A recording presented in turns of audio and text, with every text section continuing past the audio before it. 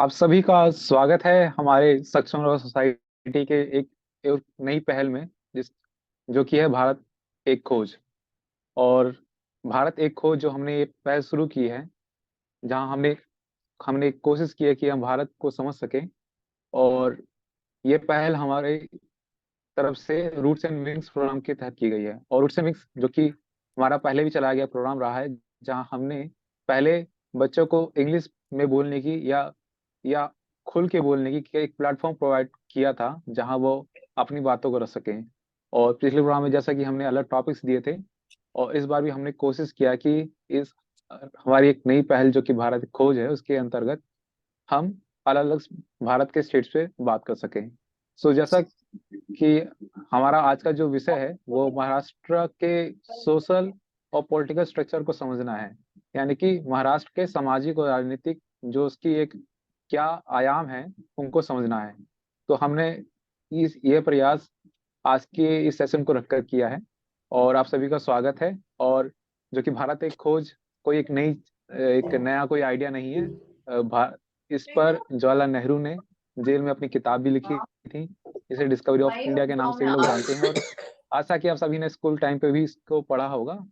और हमारी भी कोशिश है कि आप भारत को जानें, और ये जो डिजिटल एज की दुनिया है, जो सोशल मीडिया की दुनिया है, Manish, the उससे Mindful Step बाहर will आए। have just और रियलिटी में सोसाइटी कैसे एग्जिस्ट करती है, उसका स्ट्रक्चर कैसा है, या लोगों का बिहेवियर पैटर्न कैसा है, उसे जाने। सो हमने कोशिश की इसको जानने की। और आज के हमारे डिस्टिंग्विश्ड स्पीकर हैं डॉक्टर मूल्य, जो कि एनएचआरसी के मेंबर हैं और भारत के एम्बेसडर रह चुके हैं और सेक्रेटरी भी रह चुके हैं। वो हमें कुछ ही देर में पहले ज्वाइन करेंगे। तब तक के लिए ज्वाइन कर मैं लिया अभिषेक। ज्वाइन कर डॉक्टर लिया है। मुगले हैज ऑलरेडी ज्वाइन। तो बिना अब समय नहीं गवाते हैं, so I like to invite Radha for the brief introduction of doctor Murali sir. Over to you Radha ji. Hello, good evening, everyone. Uh, Here I'm delighted to introduce Dr. Dhaneshwar Manohar Mulle, and a remarkable individual whose contribution span diplomacy, literacy, and social welfare. Dr. Mulle has had an impressive Radha please career. Louder थोड़ा सा बोलो। Yeah, please. Okay, ma'am. Dr. Mulle has had an impressive career serving as an diplomat in various countries and holding important positions like India's High Commissioner in Maldives and Consul General in New York. He is widely known as the passport man of India for making the passport application process easier and more accessible.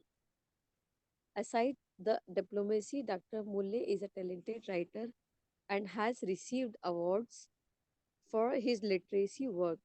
He is fluent in several languages and has written many acclaimed books and articles. Dr. Mulle is also deeply committed to social causes, and he has initiated projects to help distressed Indians abroad, support flood prone villages, and empower rural communities. During the COVID 19 pandemic, Dr. Mulle took proactive steps to provide medical supplies and raise awareness about the virus through webinar featuring experts.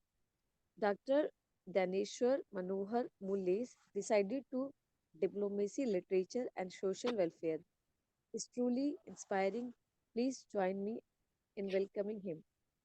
Thank you. It's over to you, Abhishek ji. Thank you, Radha, for the introduction of our distinguished speaker. And I'd like to request from our speaker to enlighten us with his beautiful words. Over to you, sir. Okay. Yeah, can you see me?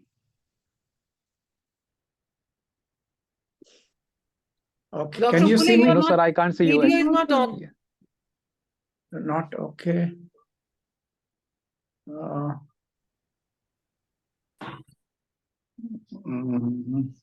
अरे sir, mic के बगल में एक option होगा video का, उस पर आप क्लिक करेंगे तो हो जाएगा। I know. 1 second. Because I can see myself. 1 second. Hi, okay. Am I okay now? Yes, sir. We can see I you can now. see myself, so I believe that you would Yes, also sir. be able to see me. Yes, sir. Yes, sir. Okay. Is the light You may start, adequate sir. or somewhat disturbing? Can I? Maybe I can. Perhaps this light is Sir, sir. better. Yes, sir. Yes, So, sir. okay, It's better now. good evening, and thank you so much for inviting me and giving this opportunity. I'd like to thank my colleague, former colleague in NHRC, Jyotika ma'am, for organizing this event. I'm sorry I joined a little late. So I was told to talk about my state, home state, Maharashtra. Is that right? Neeraj ji, better if you will speak in Hindi. अरे वाह, और भी बढ़िया। मुझे बहुत गर्व है अपनी भाषाओं में। जब भी मैं बोलता हूँ तो मुझे लगता है कि मैं अपने दिल की बात जो है अच्छी तरह से खोलकर सबके सामने रख सकता हूँ। तो जहाँ तक मेरे राज्य का सवाल है, महाराष्ट्र के बारे में मुझे बोलने के लिए कहा है, और हमेशा जब भी मैं अपने राज्य के बारे में बोलता हूँ मुझे बहुत गर्व होता है कि ये ऐसा एक राज्य है भारत का जो अपने आप को हमेशा राष्ट्र समझता आया है। महाराष्ट्र ऐसा शब्द है कि जो प्रादेशिक नहीं है। जैसे कि उत्तर प्रदेश एक प्रादेशिक इलाके की पहचान है। मध्य प्रदेश एक प्रदेश की पहचान है। उसी तरह कई सारे अन्य राज्य हैं जो एक प्रदेश की संकल्पना करते हैं, लेकिन महाराष्ट्र जो ऐसा एक राज्य है जो हमेशा इस राष्ट्र के बारे में सोचता है, अपने को खुद को राष्ट्र का एक हिस्सा समझता है। और इसकी शुरुआत जो है, मैं इतिहास वगैरह में नहीं जाना चाहता हूँ, लेकिन कुछ नाम जो है इतिहास में जो कि हमेशा जिन्होंने महाराष्ट्र के पूरे बनने की प्रक्रिया में एक बहुत महत्वपूर्ण योगदान दिया है। वैसे तो महाराष्ट्र का जो इतिहास है बिल्कुल चालुक्य है, वाकाटकास है, शालिवाहंस है, सातवाहंस है, और अन्य कई सारे बहामनी है।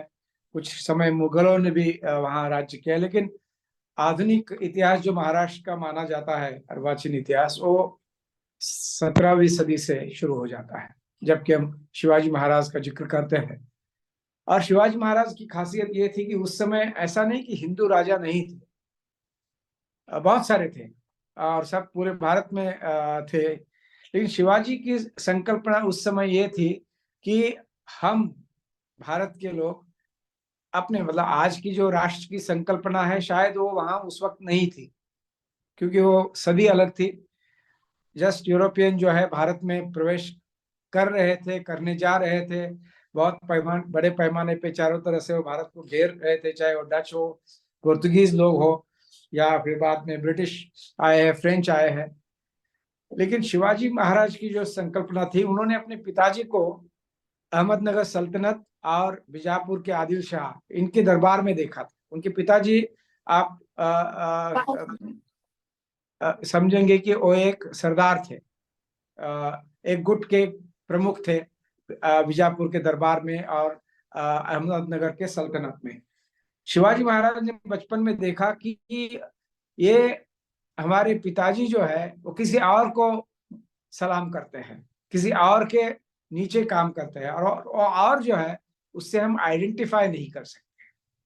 तो उन्होंने ये संकल्पना की कि क्यों ना हम यहाँ के लोगों का अपना राज्य बनाए, जिसको स्वराज्य कहते थे। शिवाजी महाराज ने स्वराज्य शब्द का जो है उल्लेख उनके वाणी में आता है कई जगह पे, और महाराष्ट्र में अक्सर कहते हैं कि हे राज्य वावे ही श्रींची इच्छा, मतलब this is destiny of the state, कि हम अपना स्वराज्य बनाएंगे।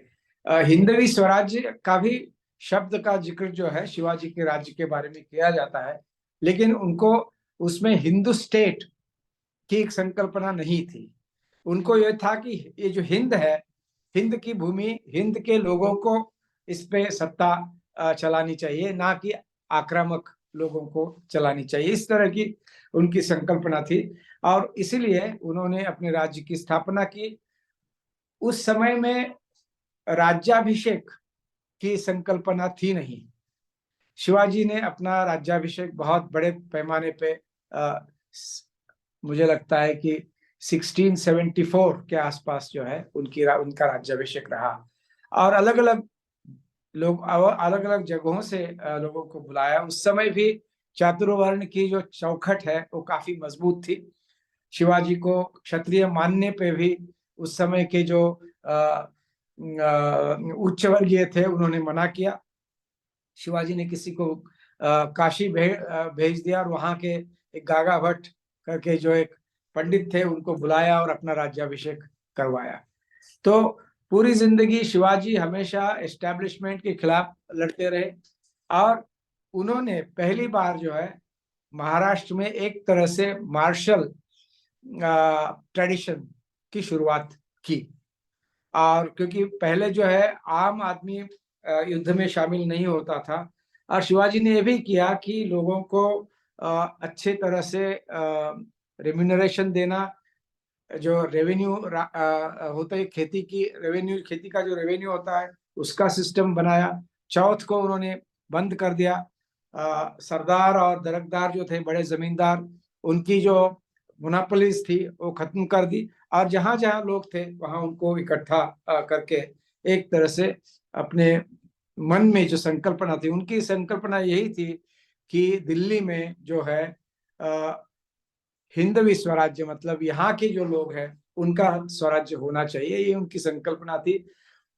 हालांकि उनके अपने जीवन में, शिवाजी के जीवन में ये संकल्पना पूरी नहीं हुई, और कई बार शिवाजी ने बहुत बड़ी हार भी खाई, मात भी खाई मुगलों से, लेकिन उन्होंने अपना हौसला कभी नहीं छोड़ा। एक समय तो ऐसा आया कि मिर्जा राजा जयसिंह जो थे उन्होंने मराठाओं की साइड लेने के बजाय मुगलों की साइड ले ली, और शिवाजी को करीबन 23 जो है किले उस समय सरेंडर करने पड़े। पुरंदर का एक एग्रीमेंट पुरंदर तय करके बहुत जाना माना जाता है, उसमें 23 किले जो है शिवाजी ने सरेंडर कर दिए।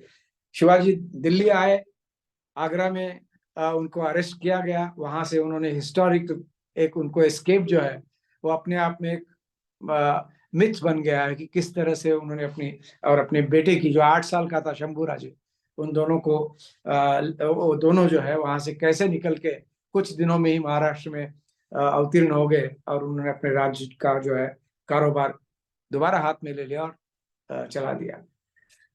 वो जो उन्होंने जो संकल्पना की थी स्वराज्य की, वो आगे जाके मराठास ने आगे ले गए, और 1764 के आसपास जो है करीबन भारत के बड़े हिस्से पर जो है मराठाओं का राज्य था। अगर आप अंग्रेजों को भी इतिहास देखेंगे तो अंत जो माना जाता है वो 1818, जब फॉल ऑफ पूना हो गया, तब वहां से कहा जाता है कि अंग्रेजों का राज्य जो है भारत में शुरू हो गया।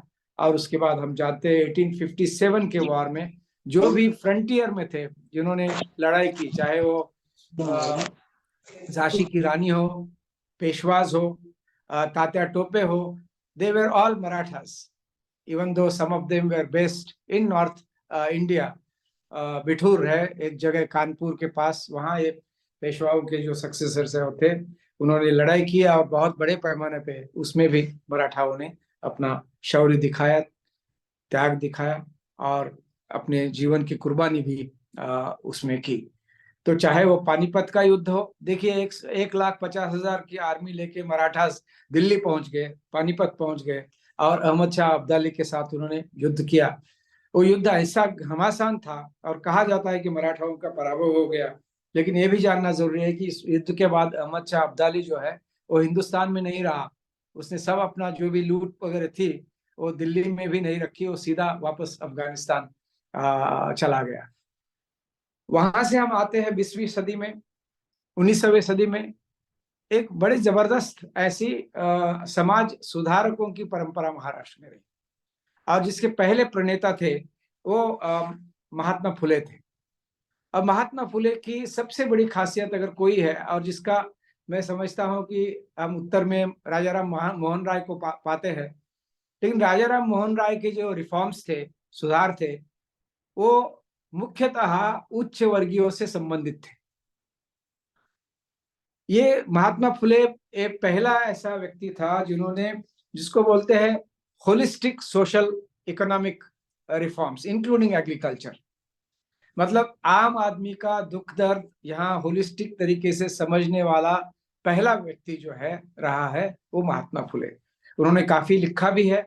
वो खुद एक कॉन्ट्रैक्टर थे और कॉन्ट्रैक्टर होने के बावजूद भी बड़े समाज सुधार थे, चाहे वो स्त्रियों की शिक्षा हो, चाहे वो अनवेड मदर्स जो होती थी उनकी रक्षा का काम हो, चाहे वो ऐसे ऑर्फन्स होते थे उनको आश्रय देने की बात हो।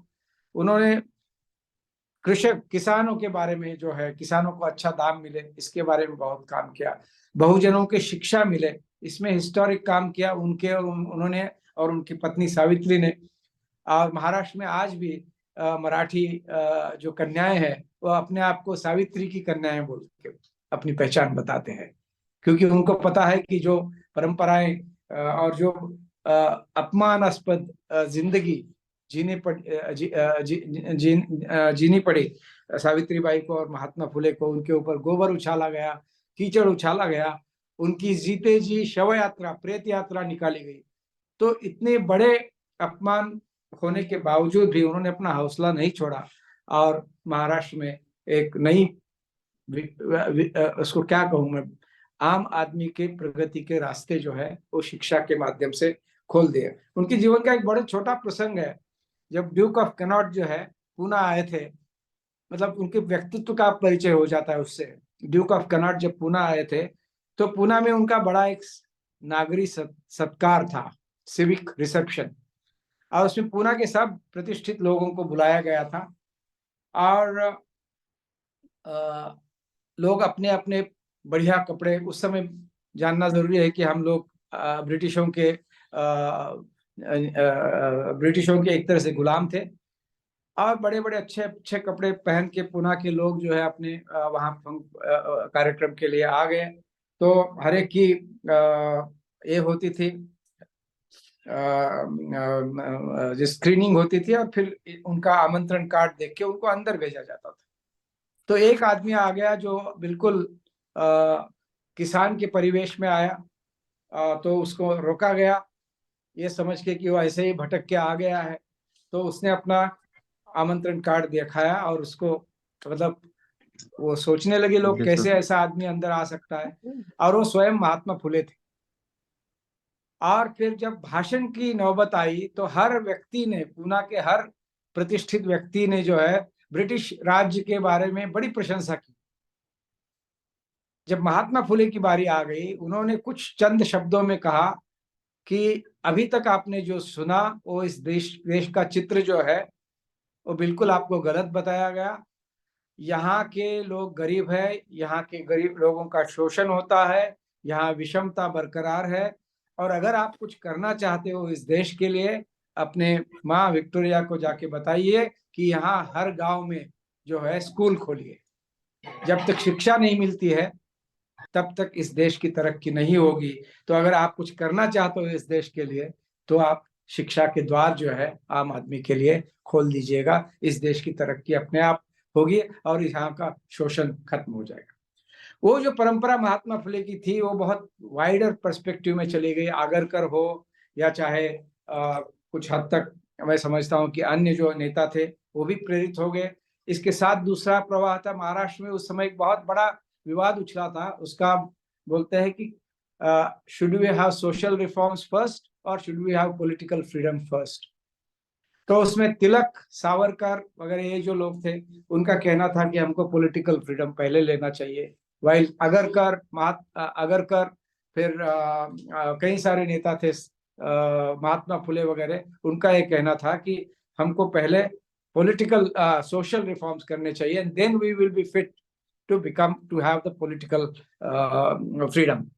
खैर वो दौर चला गया और अंबेडकर का जो उदय है वो इन्हीं, मतलब एक तरह शिवाजी का पराक्रम और दूसरी तरह जो है महात्मा फुले ने एक बौद्धिक चौखट, intellectual framework for social reforms with practical implications वो जो बनाया, उससे प्रेरणा लेके वहीं से एक तरह से अंबेडकर ने जो है इन सबको समाविष्ट किया और भारत के जो संविधान बना उसमें उनका योगदान जो है वो बहुत स्पष्ट तरीके से दिखता है। बाकी भी अन्य महाराष्ट्र के कई सारे नेता थे। तिलक जी का तो मैंने कहा कि स्वराज्य मेरा अधिकार है और मैं प्राप्त करके रहूंगा, ये उनका बहुत ये है। विद्वान थे तिलक, काफी सारे साल तिलक और आगरकर दोनों सावरकर दोनों ने भी जेल में बिताए और महाराष्ट्र के लोगों ने उनसे प्रेरणा ले ली है। तो हालांकि कई बार मैं सुनता हूं कि आजकल सावरकर कंट्रोवर्शियल हो जाते हैं, तो हमको तो Savarkar we know as patriot, Savarkar we know as a poet, Savarkar we know. अब ये कंट्रोवर्सी तो हर व्यक्ति के बारे में बनाई जा सकती है, तो उसमें मैं नहीं जाऊंगा। आज का जो महाराष्ट्र है, और अगर आपको उसमें औद्योगिक प्रगति, इंडस्ट्रियल प्रोग्रेस दिखती है, शैक्षिक प्रगति अगर दिखती है, आज अगर इकोनॉमिक प्रॉस्पेरिटी दिखती है, तो ये जो प्रवाह निकले हैं 17वीं सदी से छत्रपति शिवाजी से लेकर और अंबेडकर जी तक आ जाते हैं, उसका जो ओवरऑल इम्पैक्ट जो है आज की महाराष्ट्र की प्रगति में दिखता है। आजकल जो अधोगति दिखती है कुछ हद तक, पॉलिटिकल व्हाट शुड आई से, complete breakdown of political parties, कौन कौन से पार्टी में है आज कहना बड़ा मुश्किल है। एनसीपी टूट गई है शरद पवार जी की, शिवसेना जो बाला साहब ठाकरे की वो टूट गई है, कांग्रेस भी कुछ हद तक अब टूट गया है। तो ये इसलिए हुआ है कि Maharashtra has gone away primarily from the great intellectual legacy that it had of social reforms, और उसकी वजह कोई पॉलिटिकल फिलॉसफी नहीं है, कोई नया विचार नहीं है, कोई नया आदर्श नहीं है।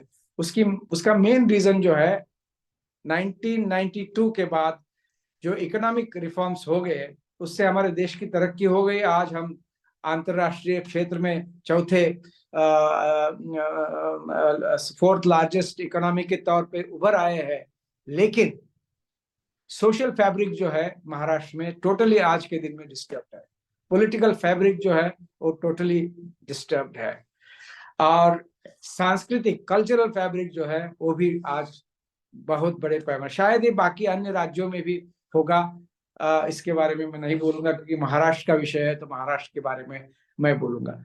और इसका रिश्ता मैं 1992 के रिफॉर्म्स के, इकोनॉमिक रिफॉर्म्स को जोड़ता हूं, इसलिए कि उस रिफॉर्म के बाद लिबरलाइजेशन हो गया इकोनॉमी का, और उसके साथ साथ ग्रीड जिसको बोलते हैं हम लोग, हवस जो है पैसे के लिए, सत्ता क्या, और पैसा मिले इसलिए सत्ता की हवस, ये बड़े पैमाने पे बढ़ गई है।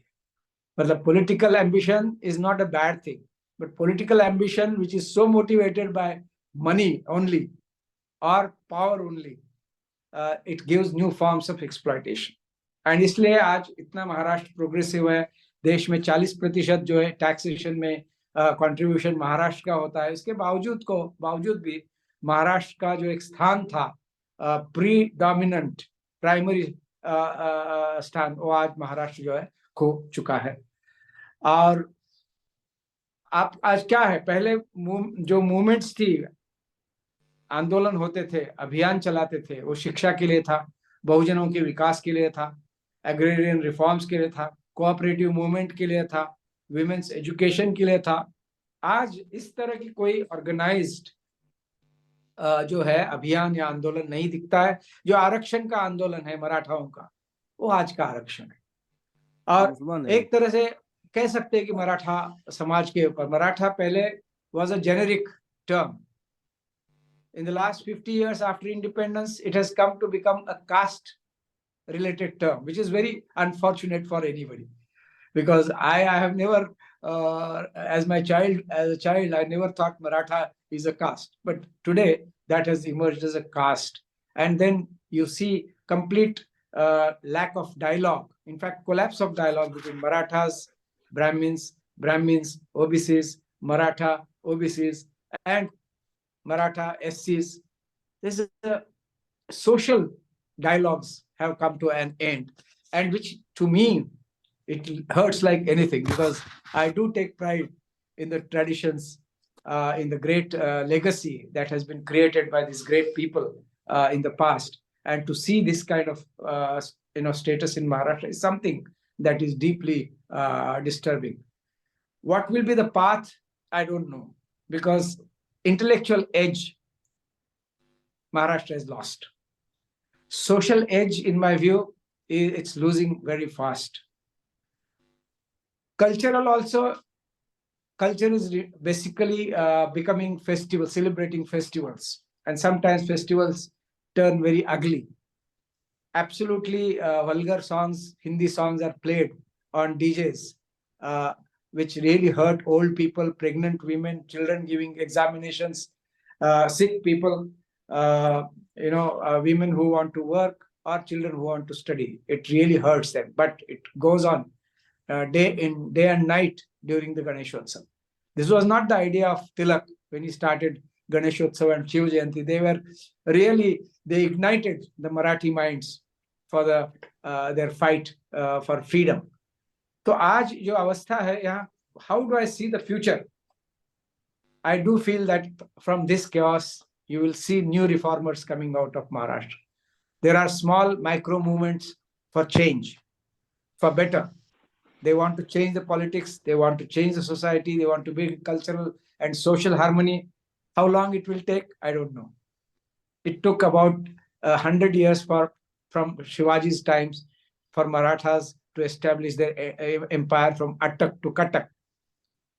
It took further 100 years for Mahatma Phule to come in the fore, and again 100 years for Ambedkar to contribute to the great constitution that we have today based on freedom, equality, and justice. These roots of these principles are very deep in Maharashtra, and people sometimes feel very hurt as to what they see today. And nevertheless, Maharashtra is doing economically very well. It is the largest contributor to the Indian economy. Its economy is almost $400+ billion. It's a huge for any state in India. It contributes, as I said, about 40% to the taxation. It is the most industrialized state in India, perhaps most prosperous, even though because of population, it may not always get reflected in the per capita income. But it's also a capital of farmer suicides. It's also capital of haphazard growth between Western Maharashtra and Vidarbha. It's also a place where religious riots, small and big, are taking place more frequently. It's also one where still the caste hierarchy is being, prided. People like me thought that caste will disappear. From the time of our education, we were told so, and we saw that it was disappearing. It has emerged like anything now, once again. So maybe things are cyclical. Maybe this is a place where we are still struggling to understand the impact of technology, impact of competitive politics, impact of disrupting trends in the cultural side. Maybe we'll find out a way from here on. Well, I would certainly pause here, and if there are one or two questions, I would be very happy to take. I do not claim to be an expert on Maharashtra, but my understanding of Maharashtra is what I have laid in front of you, as I think I see Maharashtra. Some good things, some bad things, and some ugly things. That is how I describe the current state of Maharashtra. But I do see a light, and I do also feel that Maharashtra is one state which will always help in India becoming a Vishwaguru, as and when India does become Vishwaguru. Thank you so much.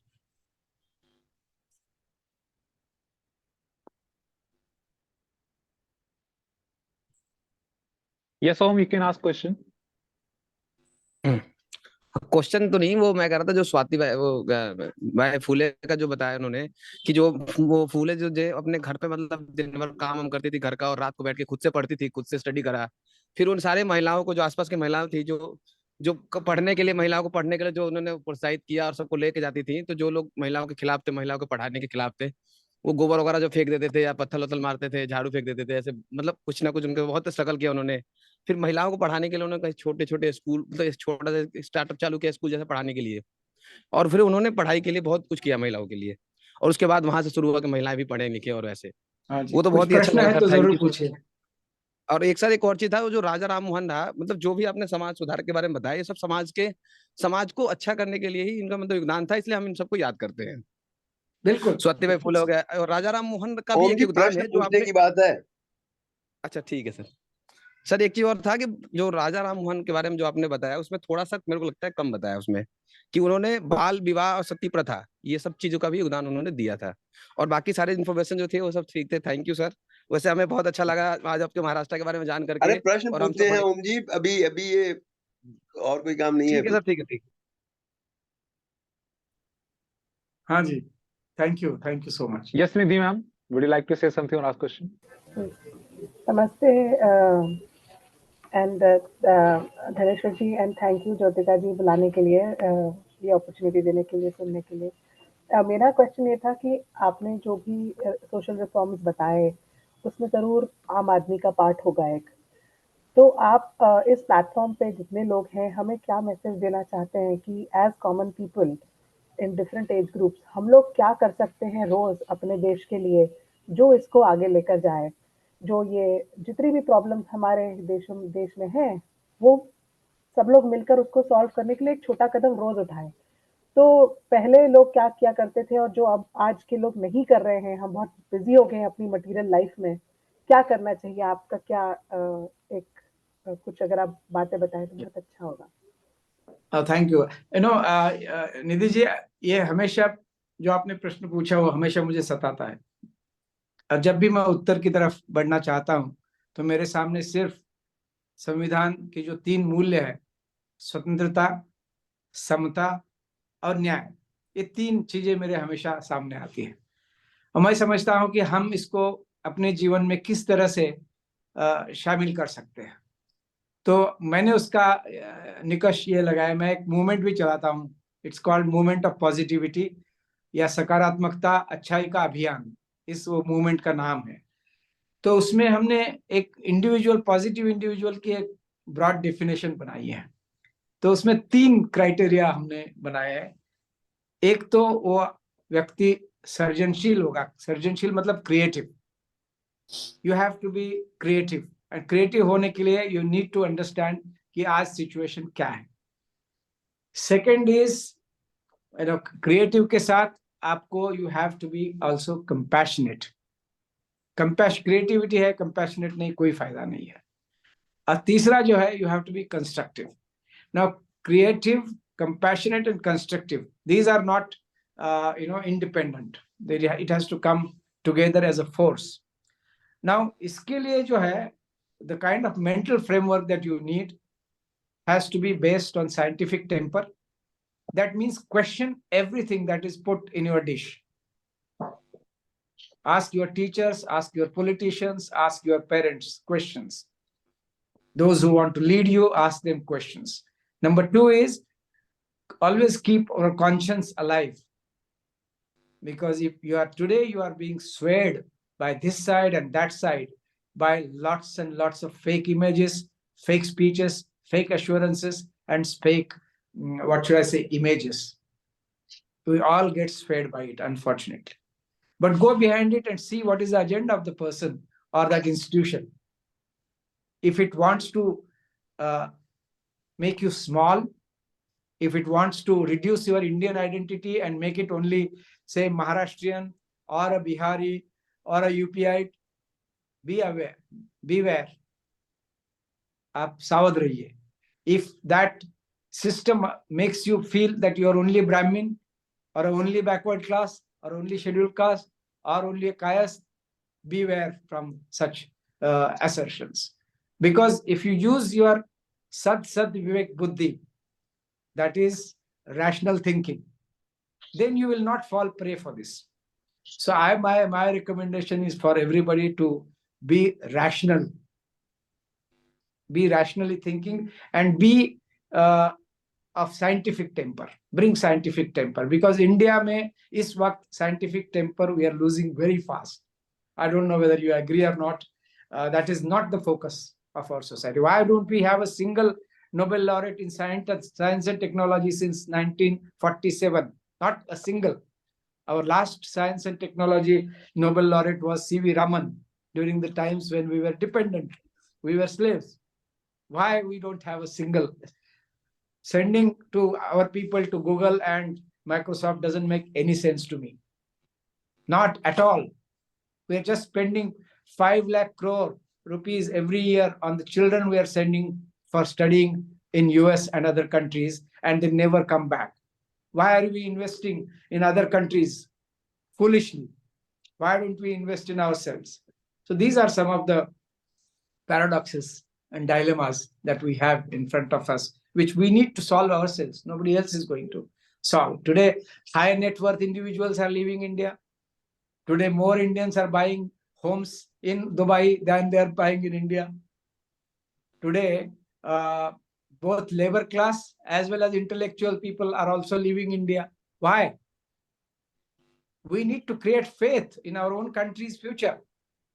And somehow I feel sometimes that while whatever we might talk, we lack many things. And unless we admit our deficiencies, we won't be able to make progress. So that is, I hope it satisfies Nidhi to some extent, because I can't offer perfect answers. I just, whatever I think, I'm just giving my view and perspective. Good evening, sir. Hi, Sir, good Dr. evening. Kush. Can you hear me? This side, Yes. Kush.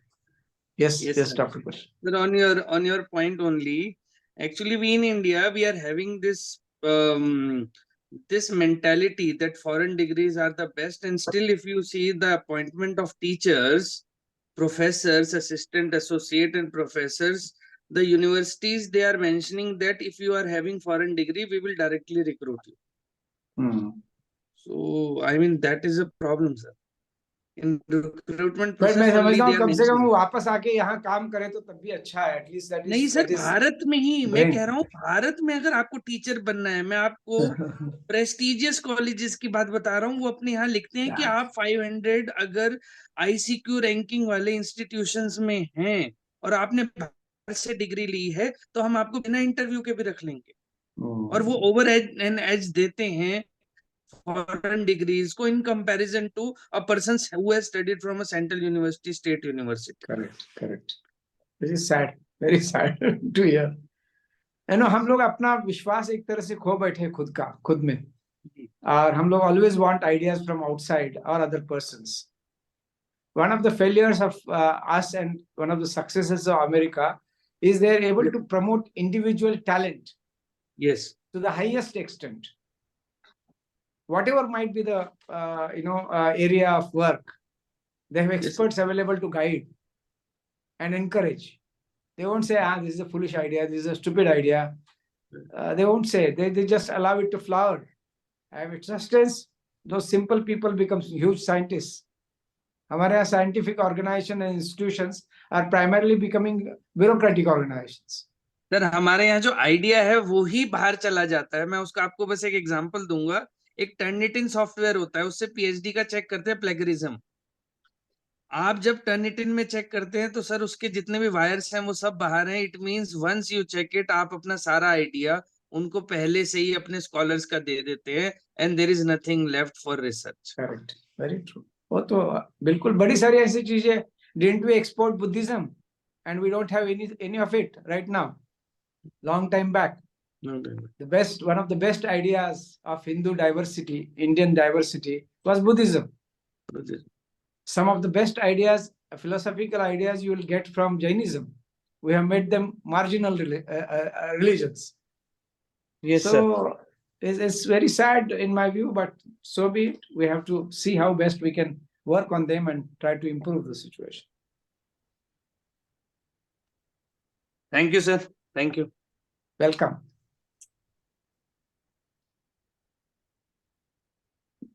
मेरे ख्याल से Abhishek, question. hello?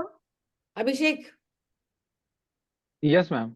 please. I have also. I think हमारे पास थोड़ी समय की सीमा है, और हमारे पता है कि सभी जिज्ञासु, और मैं भी बहुत ज्यादा जिज्ञासु हूँ. मैं भी अपनी जिज्ञासा को थोड़ा सा लगाम देने की कोशिश कर रहा हूँ. सो मेरी रिक्वेस्ट है कि आप सभी के कि आप सभी अपने कैमरा को ऑन कर लीजिए, ताकि हम एक रिकॉर्ड के लिए पिक्चर ले सके साथ में.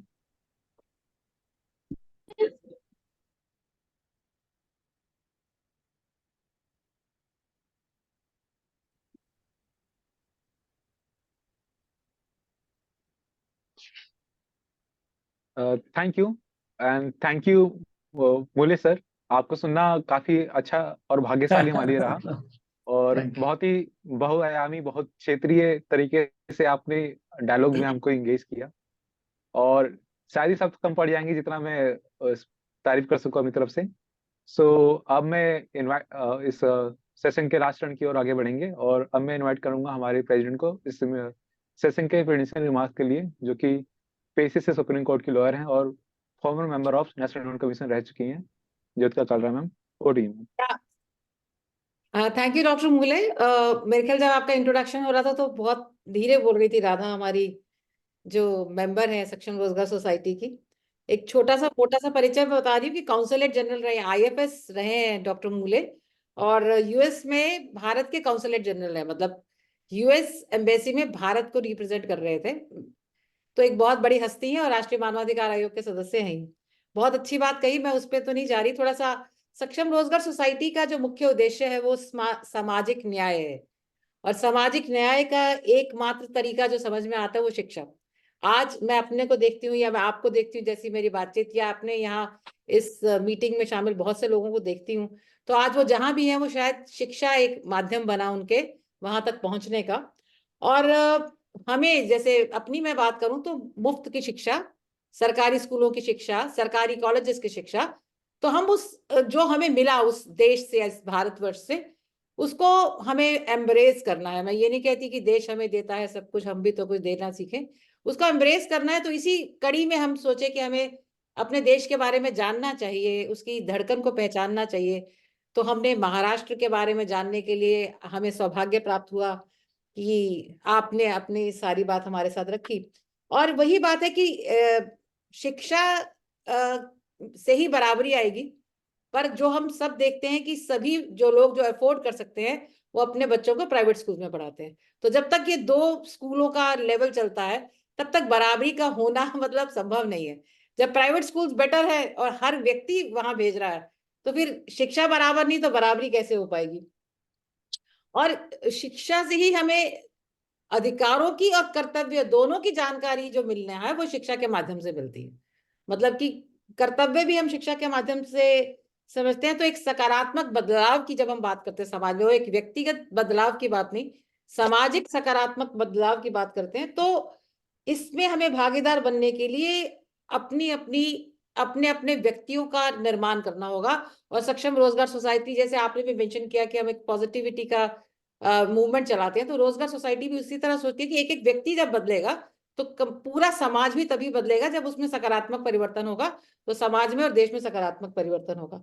और प्रेमचंद ने अपने एक लेख में कहा कि हमारी शिक्षा व्यवस्था सामाजिक चेतना नहीं जगाती, यह व्यक्तिगत हितों का माध्यम बनकर रह गई है। वो बहुत आज विडंबना और दुख की बात है कि शिक्षा सभी लोगों के लिए एक व्यक्तिगत हित साधने तक सीमित रह गई है। हम रोजगार सोसाइटी में ऐसा प्रयास कर रहे हैं कि शिक्षा सामाजिक चेतना को जगाए और पूरे देश को हम आगे लेके जाएं, और सभी के प्रति हमारे मन में सहानुभूति, समझदारी, सहयोग और आपस में मेलजोल की भावना को बढ़ाएं, अपने प्रजातांत्रिक मूल्यों को बढ़ाएं और अपने धर्मनिरपेक्ष मूल्यों को बढ़ाएं। सक्षम रोजगार सोसाइटी इसी प्रकार leaders of India, festivals of India, religions of India, हमारी जो टेक्निकल ट्रेनिंग के अलावा सामाजिक स्तर पर हम इस तरह की ट्रेनिंग देते हैं। आपका बहुत बहुत धन्यवाद। और हमारी सक्षम भारती जो 2000 से काम कर रही है, सक्षम भारती फाउंडेशन जो लगभग 5 साल से काम कर रही है, उन सबका बहुत सहयोग रहता है सक्षम रोजगार सोसाइटी में। विशेष रूप से अगर मैं नाम लूं तो सपना रॉय जी का सहयोग बहुत रहता है, विनोद कालरा जी का, ऋतु होरा और संजय अरोड़ा जी। तो सिर्फ नाम है पर एक एक पूरी टीम आज यहाँ आपको सुनने के लिए उपस्थित हुई। बहुत बहुत धन्यवाद। Over to you Abhishek. Thank you, ma'am, for your kind words. Now I'd like to invite Mamta for a word of thanks. Thank you, Abhishek. Good evening, everyone. I, Mamta, on behalf of Saksam Rozgar Society, take the privilege of extending a vote of thanks To begin with, I would like to express my gratitude to our office secretary, Mr. Abhishek, for putting in so much efforts in conducting this class. I also extend my greatest thanks to Dr. Dhaneshwar Manohar Mule for sharing his experience and insight with us. He is such a mindful person, so it's our privilege to have us, sir. And a special thanks goes out all the participants. You all have attended the classes very heartfully. I hope to see you all every day with the same enthusiasm. But last but not the least, I would like to acknowledge the president of Saksham Rozgar Society, Ms. Jyotika Kalra, a ex-NHRC member who, despite of her very busy schedule, consistently attends the classes, and she is unwavering in her determination to enhance the quality of the classes. Once again, thank you everyone for your valuable times. Wish you all a very good night. Thank you. Over to you, Thank you. Abhishek. Namaskar. Thank you, sir. And thank you Thank you. joining all of you. And you may all leave now. Good night. Good night. Thank you. See you in the Good next night. session. Good night. Thank you. Good night.